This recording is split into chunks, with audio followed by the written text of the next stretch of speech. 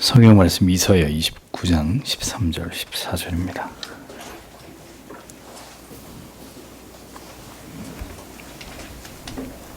한 목소리로 같이 읽겠습니다.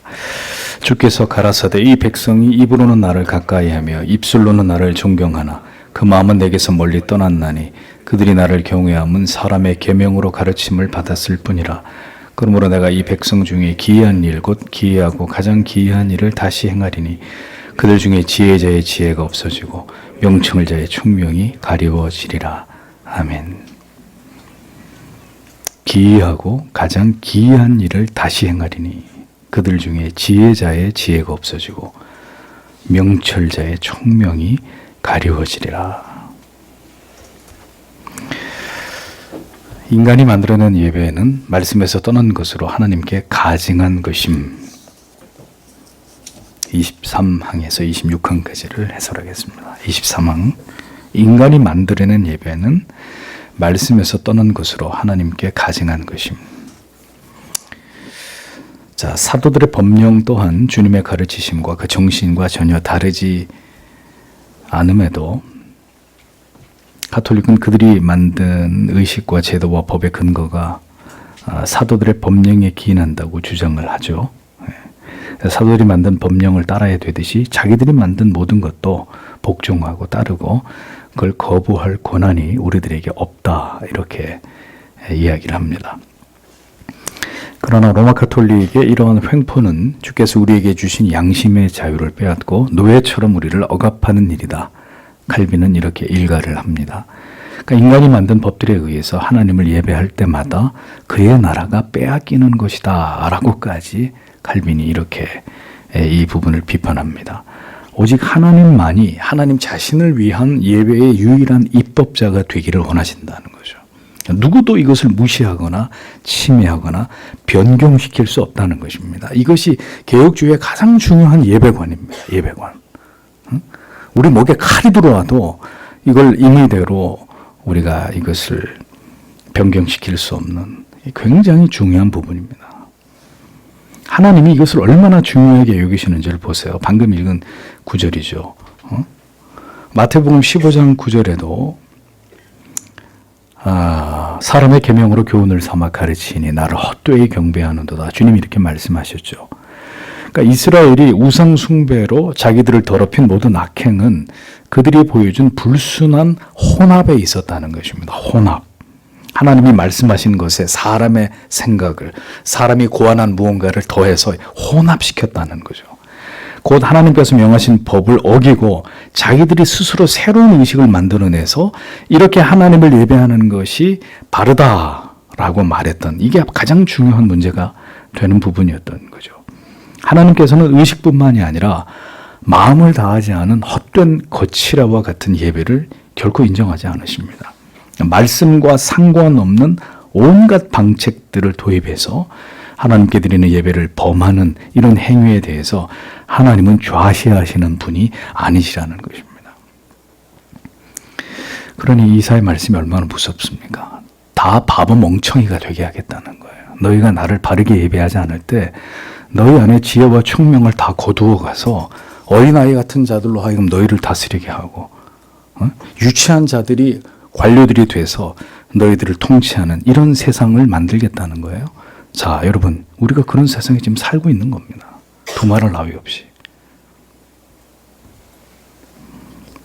이 하나님의 예배를 무너뜨린 벌이란 말이에요. 벌. 아무리 율법을 따라 하나님을 예배한다 해도 그 마음에 하나님 경외함이 없으면 하나님 예배를 거부하십니다. 마음과 뜻과 생명을 다해서 하나님을 경외함으로 하나님을 예배함과 또한 하나님께서 명하시지 않은 방법으로 하나님을 예배하는 것은 하나님의 진노를 불러오는 일이 된다는 것을 성도는 결코 잊지 말아야 합니다. 세상이 점점 미쳐 돌아갈 겁니다. 그 이유는 하나님을 바르게 예배하는 교회와 성도들이 빠르게 사라지고 있기 때문입니다. 그래서 우리 모두 함께 공멸의 길을 지금 가고 있는 것입니다. 우리가 하나님께 드리는 예배는 결국 우리 자신이 만들어낸 것과 뒤섞지 않고 하나님이 오직 명하신 대로 하나님을 예배해야 된다는 것이 핵심입니다. 우리가 이 부분을 깊이 생각해야 되고 그 어떤 환경과 상황 가운데서도 이 중심을 잃지 말아야 된다는 거죠. 어떻게든 하나님을 예배하지 않는 것보다는 인간이 만든 방법으로 하는 것이 더 좋지 않느냐라는 생각은 그냥 철저하게 사람의 생각일 뿐이란 말입니다. 아니 예배 안 드리는 것보다 온라인으로 하는 게 낫지. 성찬식 못하는 것보다 이렇게 개인 성찬 1인용 집에서 할 수 있는 이런 걸 나눠줘서 집에서라도 하는 게 낫지. 누가 그렇게 그걸 허용했냔 말이죠. 그 누구의 발상이냔 말이죠. 그런 것들이. 예배는 영상으로 하고 헌금은 온라인으로 보내고 성경에 그런 게 어디가 있어요. 자기가 다 하나님 앞에 드릴 재물을 가지고 성전에 오고 각을 뜰 양을 들쳐 업고 예루살렘 성전으로 올라가는 거죠.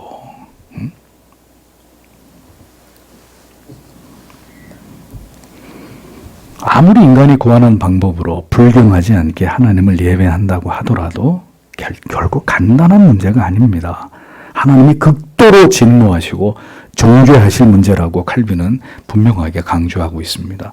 그런 예배를 고안하는 것 자체가 하나님께 대한 신성 모독이 하나님의 율례를 벗어나는 것입니다. 누구에게도 인정받을 수 없는 일이라고요. 그거는.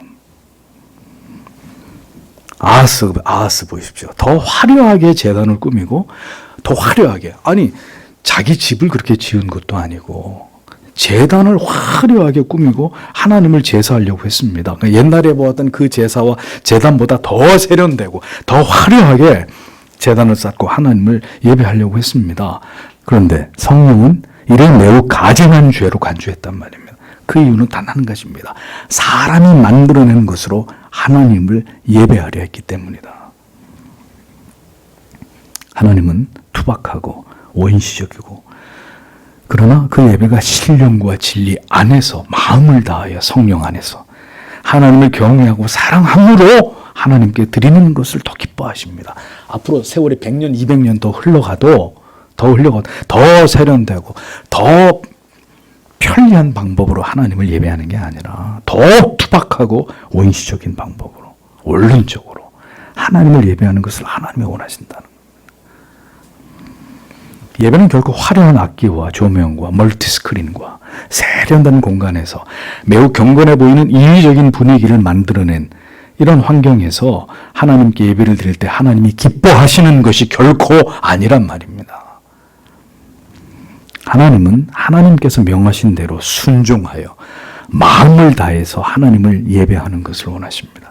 아무리 세상이 바뀌고 첨단화되었어도 하나님을 예배하는 방식은 하나님이 명하신 그대로 하나님의 백성들이 하나님을 예배하는 것을 하나님은 기뻐하십니다.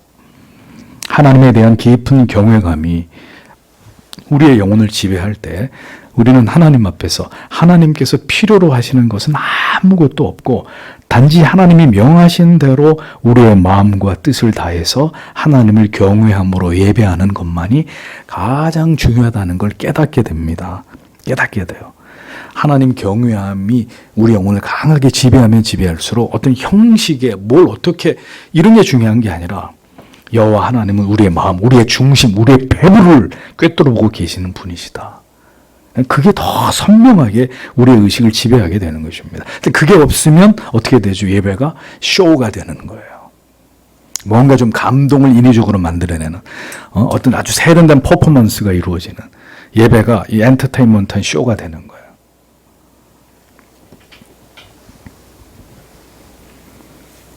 보여지는 화려하고 세련됨을 기뻐하시는 게 아닙니다. 하나님께서 명하신 그대로 순종하여 온 마음을 다해 그 하나님을 지극히 높여드리는 것을 하나님이 가장 기뻐하신다. 하나님의 뜻을 우리에게 분명하게 보이실수록 우리는 우리의 마음대로 무엇인가를 시도하려는 방자함을 버리고 더 두렵고 떨림으로 하나님을 예배하고자 하는 마음을 먹게 된다는 거죠. 왜 예배의 변질이 일어나느냐? 두려움이 없기 때문에 그래요. 두려움. 하나님의 존재 내에서 그 하나님의 임재하심 앞에서의 두려움이 없기 때문에 그 경외감이라는 게 없으니까 우리 마음대로 하는 거, 우리 마음대로 해도 된다고 생각하는 거예요. 누가 감히 어줍지 않게 인간에 대한, 이웃에 대한 박해를 운운하면서 모여서 함께 드리는 이 하나님께서 명하신 방법, 이 고유한 예배 형태를 파괴하려고 듭니까? 어떤 인간이, 누가 그런 것을 정당화하는 죄를 범하냔 말이죠. 교회는 하나님께서 원하시는 그 예배를 지키는, 그 예배의 그 원리를, 그 원형을 지키는 교회와 이제 그것을 버린 교회로 이제 나뉘어질 뿐입니다. 메타버스의 시대가 도래하면 더 빠르게 이제 온라인이 아니라 메타버스라는 가상의 공간 속에서 더 이제 자유롭게 편하게 하나님을 예배하는 시대가 박두했습니다. 이미 온라인으로 충분히 학습이 됐기 때문에 이제 그렇게 이 신앙의 패러다임이 전환되는 거는 이건 시간중목기의 시간 문제. 칼빈이 물론 이 글을 쓸 때는 다분히 로마 캐톨릭을 의식하고 그들을 비판하기 위한 기록을 했지만, 칼빈의 가르침이 보세요. 수세기를 뛰어넘어서 팬데믹으로 인해서 여전히 혼란에 빠져있는 오늘의 교회에게도 분명한 하나님 신앙하는 길을 제시해주고 있단 말이죠. 깨닫는 자만이 결국 그 길로 갈 수 있는 것입니다. 그 신앙을 지킬 수 있는 거예요. 24번째, 하나님께서 인간이 만들어낸 예배를 가증스럽게 여기시는 이유입니다. 여호와께서 사람이 만든 법으로 하나님을 예배하는 자들에게 기이하고 기이한 일을 그들을 저주하시는 벌을 내리시겠다고 강력하게 위협하시고, 사람이 정한 제도로 경배하는 것이 헛되다고 선언하시는 그 이유를 사람들은 잘 이해하지 못한단 말이죠. 칼빈이 때도 그랬고 지금도 마찬가지입니다. 여호와께 사람이 만든 법으로 하나님을 예배하겠다고 하는데, 그런 자를 하나님이 기이하게 여긴다. 그리고 그들을 저주하겠다. 왜? 아니, 하나님이 예배하는데 왜? 이게 저주받을 짓인가? 사람들은 그렇게 생각한단 말입니다. 지금도 마찬가지죠. 사람들에게, 교회를 다니는 크리스천들에게 교회에서 CCM 예배 시간에 복음송 부르지 마십시오.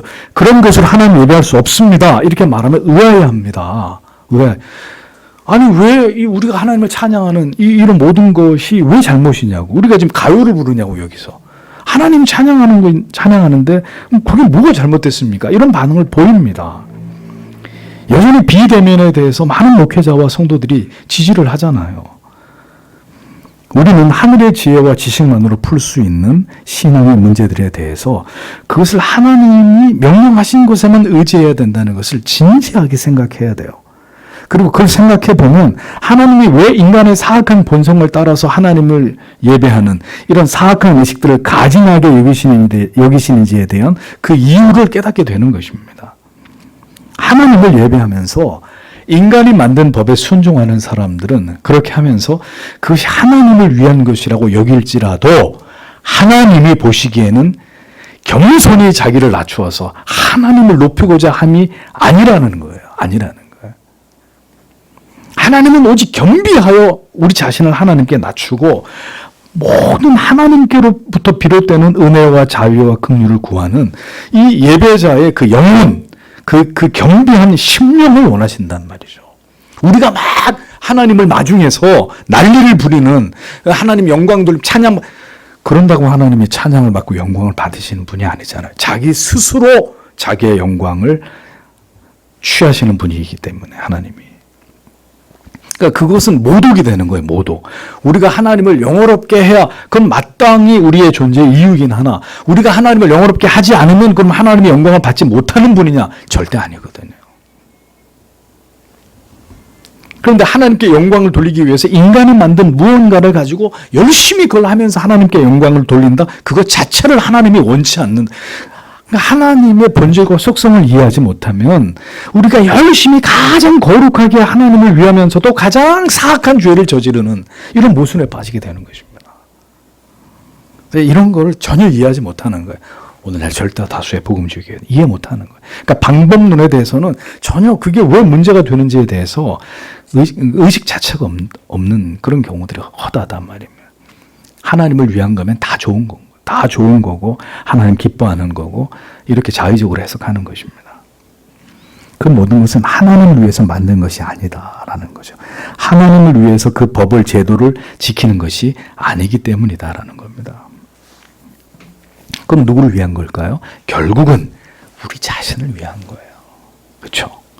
뭔가 화려하고 아름답고 엄청난 이펙트를 넣어서 찬송을 부르고 막 북을 치고 막 온갖 악기와 조명을 다 동원해서 하면 어떻게 돼? 우리가 좋잖아요.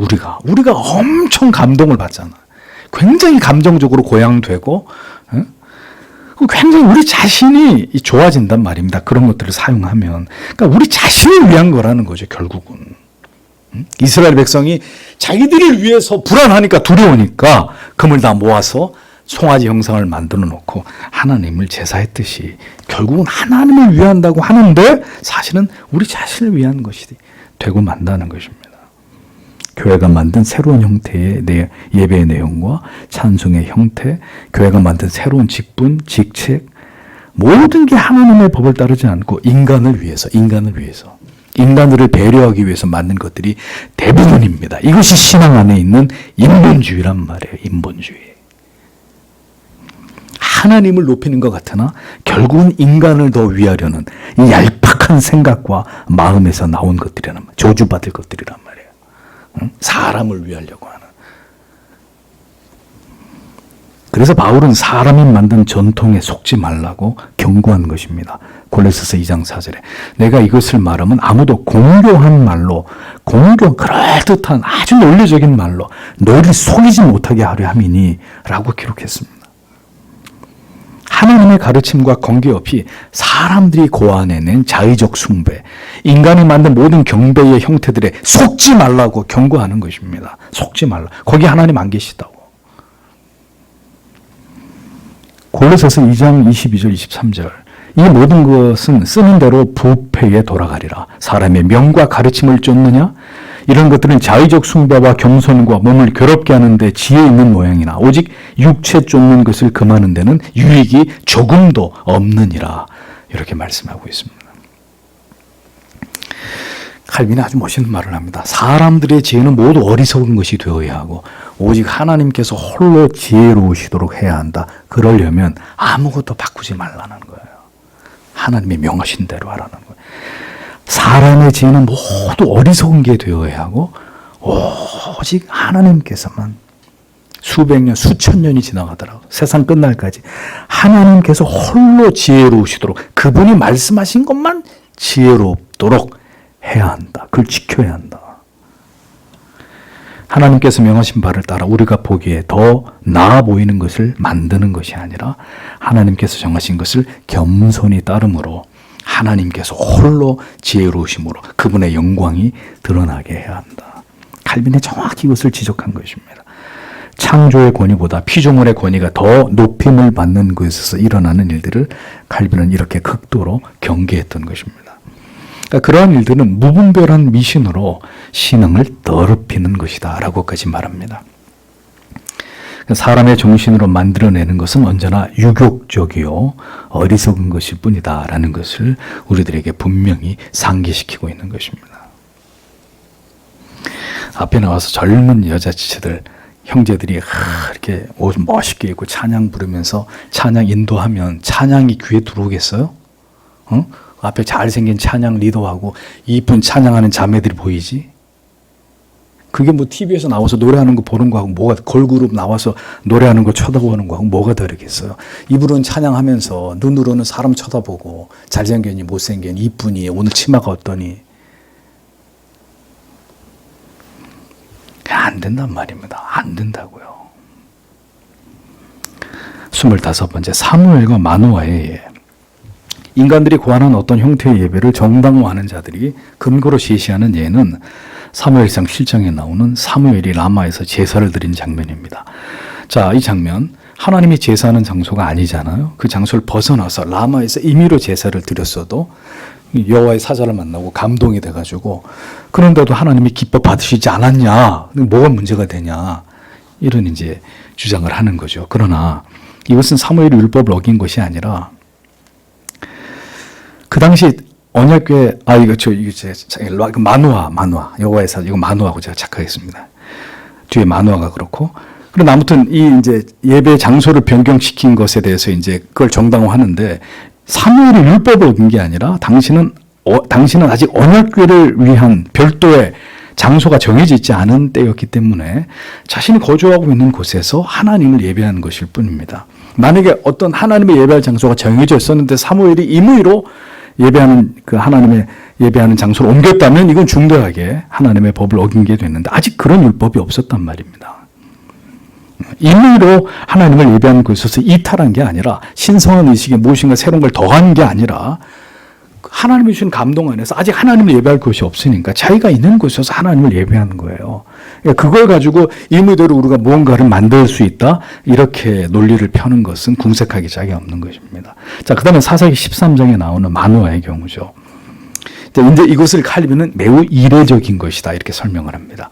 하나님의 사자를 만나고 난 다음에 하나님께 제사를 드린 건 그의 마음에서 일어나는 순간적인 충동이 아니라 하나님이 주시는 감동으로 말미암아 그가 그렇게 한 일이다. 매우 예외적인 경우로 보는 거예요.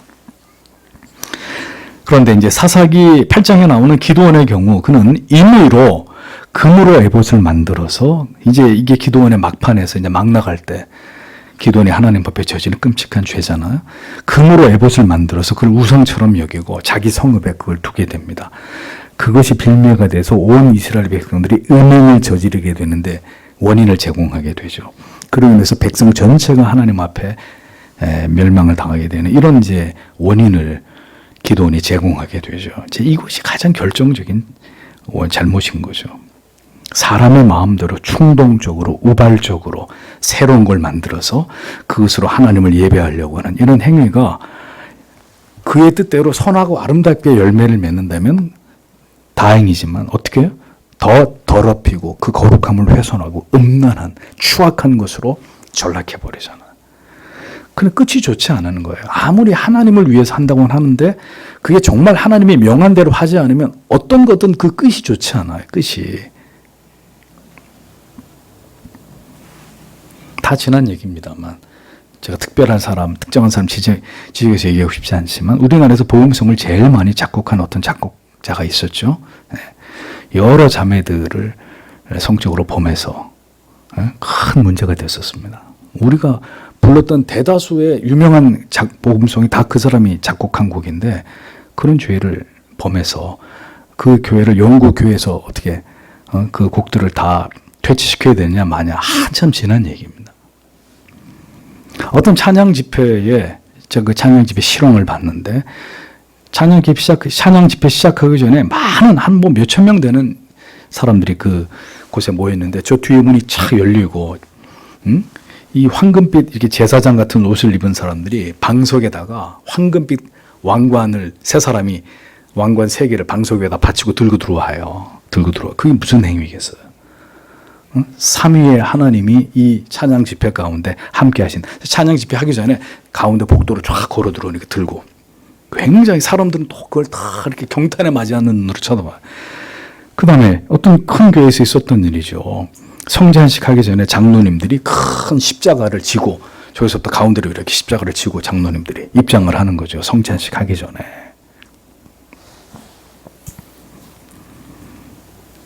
한 30분 동안 경배와 찬양하고 청바지 차림의 목사가 나와서 설교하고 설교 끝나고 곧바로 축도하고 예배 끝. 아주 간소한 형태의 예배. 한때 엄청 유행했죠. 지금도 그렇게 하는지 모르겠습니다만. 이런 것들이 다 용서하십시오. 미친 짓들이라는 거예요. 한국 교회가 언제부터 이렇게 임의로 잘 나간다는 외국 교회의 영향을 받아서 임의로 자기들 마음대로 하나님을 예배하고 지금도 그렇게 예배하는 모든 그릇된 행위들에 대해서 벗어나지 못합니다. 이거부터 회개해야 되는 거죠. 한국 교회가. 이거부터. 유럽의 유서 깊은 개혁교회들은 전부 다 바보들만 모여서 몇백 년의 전통을 지금 그대로 지키고 있습니까? 다 이 사람들은 머리가 아둔해가지고 IQ가 다 2자리라. 여러분 유서 깊은 독일이나 영국 같은데 유서 깊은 개혁교회들 가보세요. 예배당 이 좌우에 뭐가 있죠? 이쪽 편에는 오늘 부를 시편 찬송 몇 장 있지. 그걸 아크릴로 만들어가지고 이렇게 넣었다 뺐다 하면서 주보 없어요. 없고 여기다가 이렇게 게시판처럼 만들어 놓고 나무로. 그래서 오늘 부를 찬송 몇 장 이렇게 껴놓고 이쪽에는 오늘 성경 말씀, 본문, 설교. 그래서 여전히 지금도 이렇게 예배당 좌우편에 앞에 오늘 부를 찬송과 성경 본문 이렇게 적어 놓고 그걸 여전히 사용합니다. 뭐 그 나라는 이 최첨단 디지털 이 멀티비전이 없어서 그렇게 하는가? 그렇게 할까요? 그렇게 몰라서 그런 걸 몰라가지고 돈이 없어서? 하나님을 예배하는데 그런 게 본질이 아니기 때문에, 중요한 게 아니기 때문에 그러는 거예요. 우리는 참 좋잖아요. 이제 성경책 들고 교회 오는 사람 바보예요.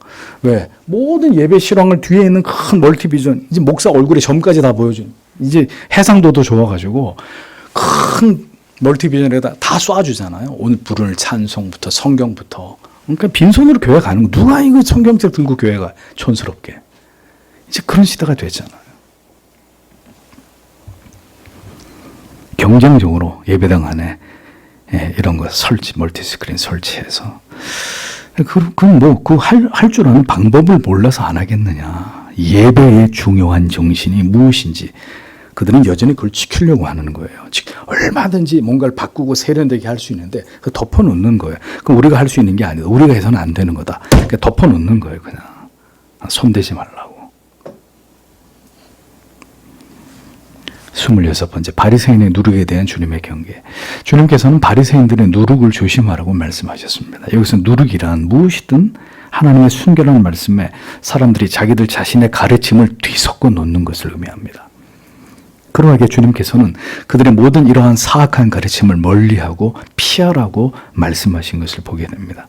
바리새인들이 만든 그릇된 전통으로 인해서 사람들의 양심이 괴로움을 당하는 것을 주님이 절대로 원치 않으셨습니다. 주님께서는 이 같은 이유로 복음서를 보면 바리새인들의 위선과 가식에 대해서 주님이 어떻게 하십니까? 좋게 얘기하시나요? 나를 세워서 공격합니다. 그들을 무섭게 책망하시잖아. 독사의 자식들아. 이 회칠한 무덤 같은 자들아. 너희도 천국에 못 들어가면서 천국에 들어가려고 하는 자들까지 가로막고 있는 자들이다, 너희는. 그들의 삶에서 본받을 만한 것은 아무것도 없다고 거듭 말씀하시잖아요. 오늘날도 마찬가지라는 겁니다. 교회가 하나님을 위한다는 명분으로 만들어 놓은 여러 가지 그릇된 전통으로 이 뿌리 내려져 가고 있는, 교회는 이런 것들을 철저하게 분쇄하고 버려야 합니다.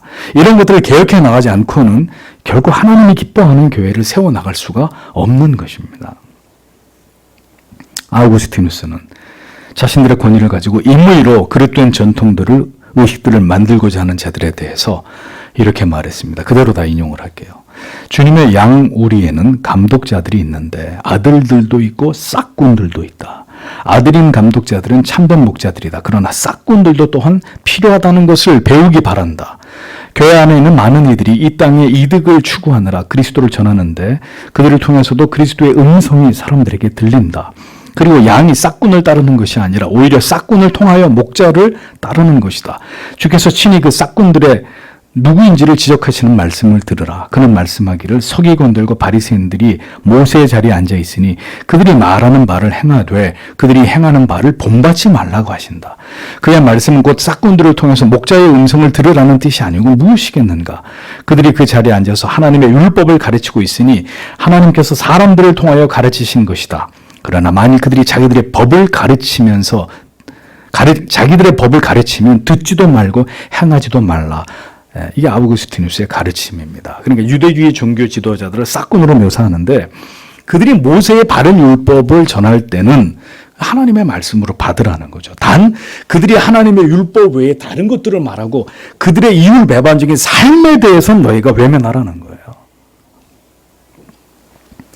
교회 안에 올바른 종도 있지만 싹군들도 존재한다고 주장을 합니다. 근데 하나님이 그들도 사용하신다고 말합니다. 예. 그래서 잘못된 종교 지도자들이 복음을 이야기할 때 그 복음이 잘못됐다고 얘기할 수는 없는 거예요. 그들이 성례를 집행하고 세례를 주고 하나님 말씀을 전할 때 그들이 하는 모든 게 다 잘못됐다고 얘기하면 안 되는 것이죠. 하나님이 그들을 도구 삼아 이 마이크를 통해서 제가 하는 말이 확장돼서 크게 여러분들에게 귀에 전달되듯이 도구로 쓰실 뿐인 거죠. 다만 선지자들의 결말을 주위에서 보라고 하셨듯이 그들이 어떻게 살고 그들의 삶에 어떤 모순이 드러나고 그들이 하나님의 말씀을 어떻게 저버리고 인간적인 생각을 따라서 어리석은 길로 가는지 보고 그것은 너희가 쳐다보지도 말라는 겁니다. 모든 목회자들이 다 깨끗하고 다 존경할 만하고 다 경건하고 어떤 흠도 없다면요 얼마나 좋겠습니까?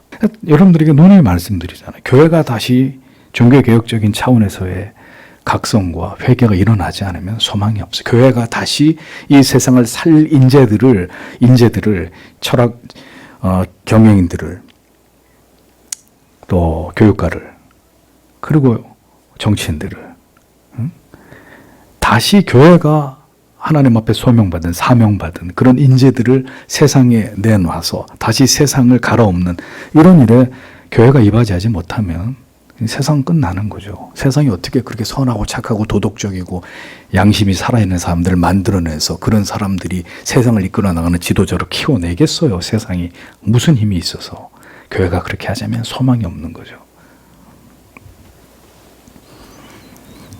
하나님의 진리를 바르게 전하는 자라야 그가 하나님의 종입니다. 다른 것에 마음을 두지 않고 오직 진리를 수호하고 하나님의 말씀을 성도 여러분에게 가감없이 전하는 자라야 그가 진리의 종입니다. 여기 서 있는 목사도 그 자리에서 미끄러지는 즉시 싹군에 지나지 않는 거예요.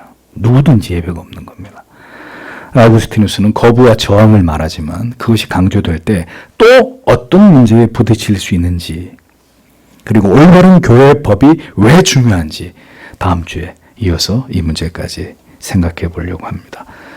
변하지 않는 진리와 올바른 전통을 지키면서 그것의 임의로 사람들이 무엇인가를 더하거나 빼지 않도록 하나님께서 은혜를 교회에 베풀어 주시기를 여러분 기도하셔야 됩니다. 점점 어려워져요. 점점 뭔가 바른 걸 지킨다는 것이 전에는 뭐 존재감도 없었는데 지금은 이제 이 바른 전통을 지키는 사람들이 돌출간판이 돼서 바람을 맞아요. 돌을 맞는다고요. 이제 그런 시대로 점점 바뀌고 있습니다. 뭔 말라 죽을 개혁교회냐? 다 개신교면 개신교회지. 무슨 개혁교회, 뭐 청교도 어쩌고, 니들은 뭐 이렇게 잘났냐? 뭐 교리가 뭐 이렇게 대단하다고. 점점 기성교회들이 그런 시각으로 개혁교회들을 우려스러운 눈으로 보고 있는 거예요. 우리 모두의 신앙의 순수성을 지키는 것이 매우 중요한 길임을 믿고 어떻게 해야 됩니까, 성도 여러분? 그러니까 한 마음이 되셔야 돼요. 적어도 이 길을 가려고 하는 교회나 목회자들이나 성도들이 이 세상에 지금 집중 포화를 맞아야 되는 그리고 이러한 것을 지키려고 하는 의지가 없는 교회들로부터 이제 이것을 지켜나가려고 하는 교회들이 믿는 자가 믿는 자를 넘겨주는 시대로 접어들고 있는데 우리라도 그리스도 안에서 한 마음이 되고 하나가 돼야죠. 그런데 내부 총질하고 우리끼리 싸우고 이러면 이제 더 멸망의 시간이 빨라지는 겁니다. 한 마음이 되어서 이 중요한 가치들을 함께 지켜나갈 수 있도록 하나님께서 우리 모두에게 믿음을 주시고 하나님의 은혜를 더해 주시기를 오늘도 우리는 기도해야 되리라고 믿습니다. 자, 오늘도 우리에게 주신 말씀을 생각하면서 다 함께 하나님 앞에 기도하겠습니다.